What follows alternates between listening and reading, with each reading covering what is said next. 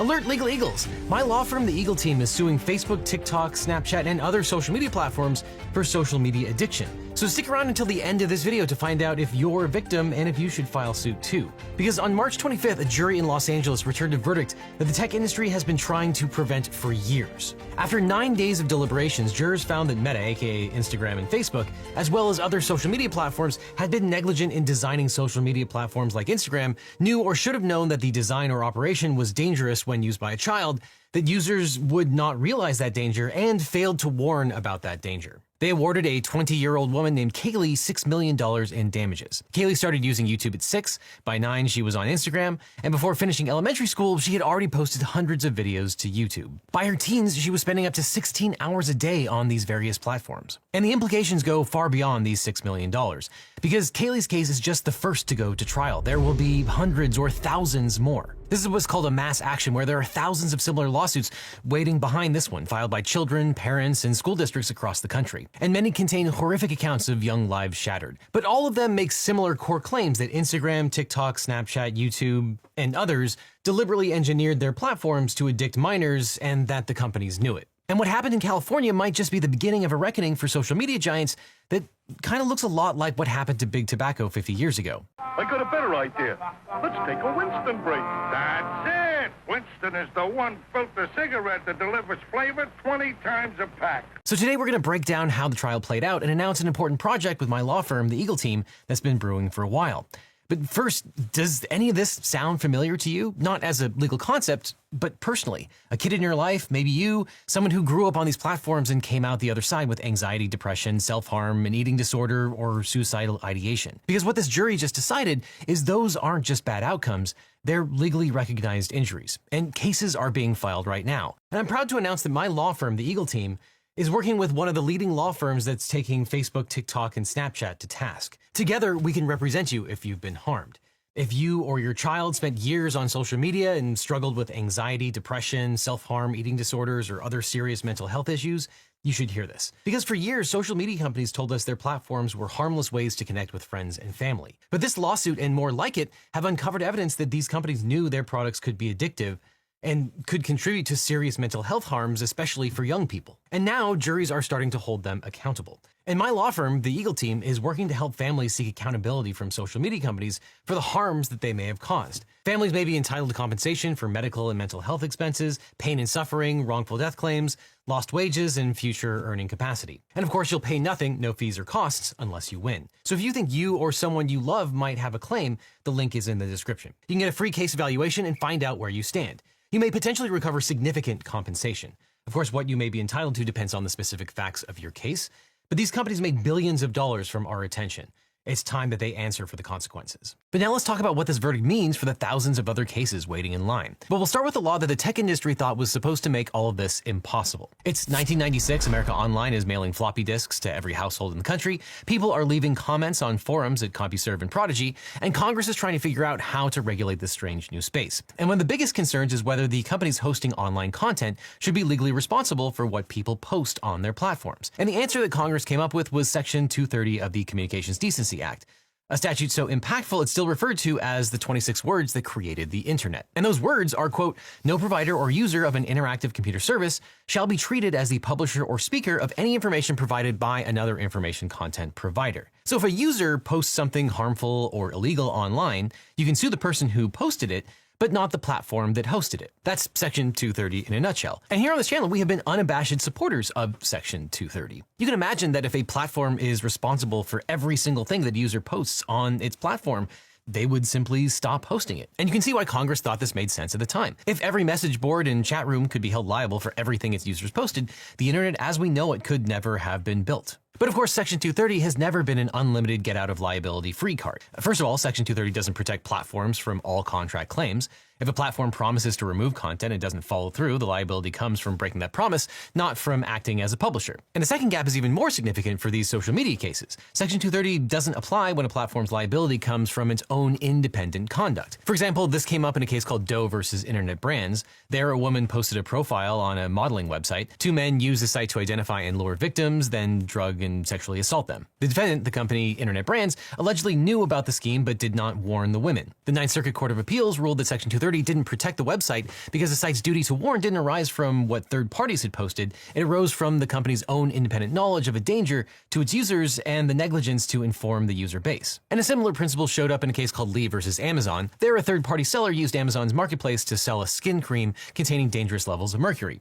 The court held Amazon liable for failing to provide the warnings required by state law, and held that state law, California's Proposition 65, meant that Amazon had an independent duty to warn consumers about products sold on its platform, regardless of who was stocking and selling them. So again, these cases point to the same principle. Section 230 doesn't shield the platforms from liability from their own independent failures, including failures to warn about known dangers. But that brings us to this first trial, styled as KGM versus Meta. KGM, or Kaylee's lawsuit against Meta and Google, is what lawyers call a bellwether case, a test trial meant to show how thousands of similar lawsuits might play out. Many of these cases are grouped together in what's called multi-district litigation, where similar lawsuits are consolidated to move through the system more efficiently. And here, all the cases are using a similar products liability theory of defective design and failure to warn. In Kaylee's case, the plaintiffs rely heavily on a Ninth Circuit case against Snapchat arising from a car crash allegedly caused by Snapchat's speed filter, which encouraged users to record how fast they were traveling. The Ninth Circuit held that Section 230 didn't apply because the plaintiffs were not suing over third-party content, but over Snap's own product design. The speed filter allegedly incentivized dangerous behavior. And because the duty at issue arose from Snap's independent conduct in designing the feature rather than its role in publishing user content, the court let the plaintiff move forward on a negligence claim. And the plaintiffs in the KGM lawsuit argued that their case is analogous, that big tech companies incorporated design features like beauty filters, infinite scroll, and push notifications, and these features were themselves defective products designed to create compulsive use patterns in children, despite the well-documented and well-studied risk of immense harm that compulsive use imposes on adolescents. Now, the defendants filed many motions to dismiss in the case, all making essentially the same argument.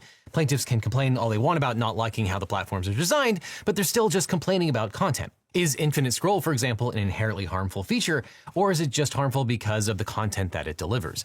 Meta argued that it's the latter, and therefore Big Tech argued that Section 230 immunizes them from liability. And they made the same argument for the other features at issue in the case, including filters, autoplay, short-form video, disappearing messages, etc. Now, the trial judge, Carolyn Kuhl, didn't buy it. Although she dismissed some of the plaintiffs' claims, she drew the same line that the Ninth Circuit had in Lemon versus Snapchat. So in summary judgment, the judge found that there was a genuine factual dispute that would require trial to figure out. And the court found, quote, Meta certainly may argue to the jury that KGM's injuries were caused by content she viewed, but plaintiff has presented evidence that features of Instagram that draw the user into compulsive viewing of content were a substantial factor in causing her harm. And the parties made similar arguments on the failure to warn issue. Meta claimed that Kaylee didn't read Instagram's warnings, for instance, and on the other side, Kaylee's mother testified that she didn't know about the dangers of social media until she watched a 60 Minutes report about it. And since there were clear fact disputes, the dispute had to go before a jury. And the court reached the same conclusion on issues of autoplay, push notifications, and algorithmic feeds encouraging compulsion. And with that ruling, the case headed to trial. The other two defendants here, TikTok and Snapchat, chose to settle just days before trial started. But Google Alphabet and Meta Facebook decided to fight it out at trial and roll the dice. Now, the centerpiece of the trial was Kaylee's testimony, who started using social media at the age of 6. After creating her initial YouTube channel, she started other YouTube channels to add more likes and comments to her own videos to help boost engagement on the main channel. Quote, before she graduated elementary school, Katie had posted 284 videos on YouTube. If her videos attracted few likes, she testified that she felt, quote, stupid or silly. And Kaylee testified that over time, her addiction escalated. At one point, she spent up to 16 hours a day on Instagram. Kaylee claims that this pattern of use contributed to serious psychological harm, including anxiety, depression, body dysmorphia, and suicidal ideation. She experienced cyberbullying and sextortion on the platform, yet she always came back to the platform because her self-worth was so tied to likes and follower counts. And that dynamic is central to her case. She said that being offline felt worse than staying on. Basically, the platforms had her in a feedback loop that reinforced her use even when it was causing her harm. Expert witnesses also testified that the pattern of continued use despite negative consequences is a hallmark of addiction. Kaylee's lawyers introduced a slew of internal company documents to suggest that this was a result of deliberate design choices built to maximize engagement. For example, a 2016 Meta email concluded that parents of teenage users shouldn't be told about content their children were viewing because it would, quote, ruin the product from the start. The implication being that if parents knew what their children were seeing on Meta's platforms, they wouldn't let their children use it. And the jury saw an email from an Instagram employee who wrote that people were consuming Instagram so heavily that they could no longer feel the reward from it. Another employee compared Instagram to a drug and characterized the company as, quote, basically pushers. Meta concluded its own study called Project Mist, which surveyed 1,000 teens and their parents about their social media use. The two major findings were that the company knew children who experienced, quote, adverse events like trauma and stress were particularly vulnerable for addiction, and that parents' supervision and controls had almost no impact on whether children use the platforms. Now, Meta disputed this characterization, and Meta's legal team also apparently instructed researchers to alter data reflecting awareness of teen users' developmental vulnerability. Meta, of course, disputed this conclusion at trial, but the jurors still heard it. Plaintiffs also showed the jury internal Google documents that likened YouTube to a casino, and a Stanford University addiction medicine expert pointed to research that concluded the defendant's design features activate the same neurological dopamine pathways as gambling and substance addiction. However, the trial featured substantially more evidence about Meta than YouTube, and the most damning documents seem to come from Meta's own internal emails. Now, obviously, this is a dangerous topic for us to talk about here at Legal Eagle because we primarily post on YouTube, though I would point out that we've never been shy about calling balls and strikes against YouTube in the past. And today is no different. And we will remain zealous in our editorial integrity, and we'll let you know if YouTube takes any adverse action against us. And additionally, Meta seems to be so scared of these cases that it's actually banned lawyers from advertising these cases on Meta platforms. But even though Kaylee joined YouTube at age 10, Meta and its platform Instagram was the main focus at trial. And Mark Zuckerberg's testimony reveals why. Now, this was the first time that Zuckerberg has sat before a jury, and lead trial lawyer for the plaintiffs, Mark Lanier, a legendary trial lawyer, pounced on it. He grilled Zuckerberg about the age verification process for his platforms, showing him a document that said 4 million kids under the age of 13 use the platform in the US, despite the platform being off limits for them. Zuckerberg said that some kids lie about their age when signing up for Instagram, and that the company removes all underage users that it identifies. He also said that when a child goes to sign up for Instagram, they see the company's terms and conditions, which ban people younger than 13. Now, Lanier jumped on this, saying, quote, "You expect a 9-year-old to read all the fine print.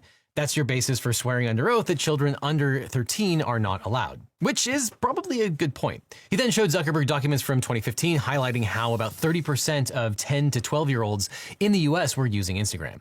Another document showed that the company had a company goal to increase the time that 10-year-olds spend on Instagram, to which Zuckerberg responded, quote, "I don't remember the context of this email from more than 10 years ago. I think the way that we should build things is to build useful services for people to connect with their family and friends and learn about the world." Lanier asked Zuckerberg if he had seen any of Kaylee's posts. He responded that his lawyers had shown him a few. Lanier then had 5 lawyers unspool a 20-foot collage of hundreds of selfies that Kaylee had posted to Instagram. The message, of course, that this was a child posting selfies long before she was old enough to join Instagram. Lanier wanted to know if the company had ever looked into her account, but Zuckerberg didn't say. Next, Lanier confronted Zuckerberg about a 2018 Meta document, which stated, quote, "If we want to win big with teens, we must bring them in as tweens."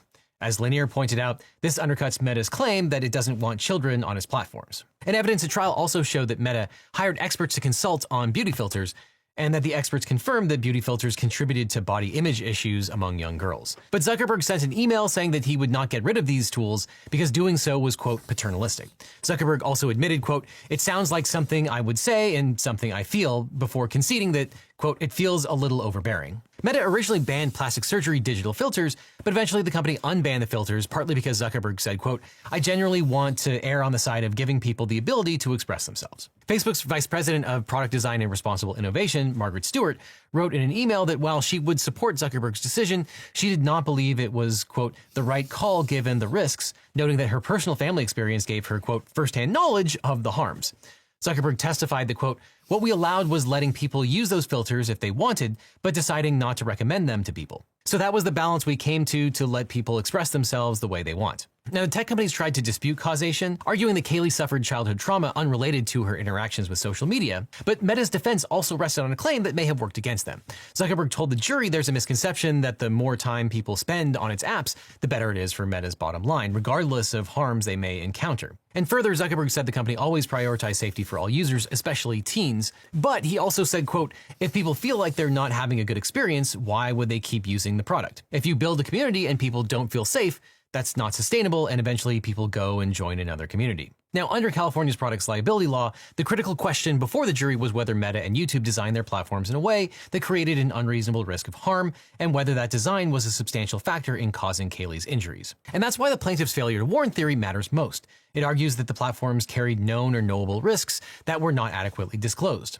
Across all these theories, they had to prove that the design, not just the content, was a substantial factor in causing Kaylee's harm. And the jury was asked whether the company's negligence was a substantial factor in causing harm. Kaylee didn't need to prove that the platforms were the only factor or even a primary factor. And since Kaylee spent so much time on the platforms at such a young age, the jury rejected the defendant's arguments and found that the standard was met. They found that Meta and YouTube failed to adequately warn users about the risks associated with their platforms, and that their design choices were a substantial factor in causing harm to plaintiff. Basically, the companies were negligent. And the jury awarded compensatory damages and then applied California's system of comparative fault. That means the jury doesn't just decide whether a defendant is responsible, they also decide how much each party is responsible. And here, the jury assigned roughly 70% of the fault to Meta and 30% to YouTube, dividing liability between the companies based on their respective roles in causing harm. And the 70-30 split in liability tells a story. And the jury might have considered the evidence and the products at Meta just simply worse. Then came punitive damages. To award punitive damages under California law, the jury has to find by clear and convincing evidence that the defendant acted with malice, oppression, or fraud. In other words, not just that the company made a bad design choice, but that it acted with a conscious disregard for the safety of others by choosing those design features. And the jury found that that standard was met. They awarded an additional $3 million in punitive damages. And this didn't just happen in isolation. Just 24 hours earlier, a jury in New Mexico found that Meta had willfully failed to safeguard its platforms from online predators, awarding $375 million in damages. Now, of course, Meta and Google will appeal both cases, but with thousands of similar cases already filed, this verdict is not the end of the story. And again, if you or your child experience mental health struggles after years of social media use, click on the link below and take a short quiz. You may qualify to bring a claim and potentially recover significant compensation. My law firm, the Eagle Team, is stepping up to hold these platforms accountable for the harm that they have caused. So click on the link below to get a free case evaluation and find out if you or your children are entitled to compensation.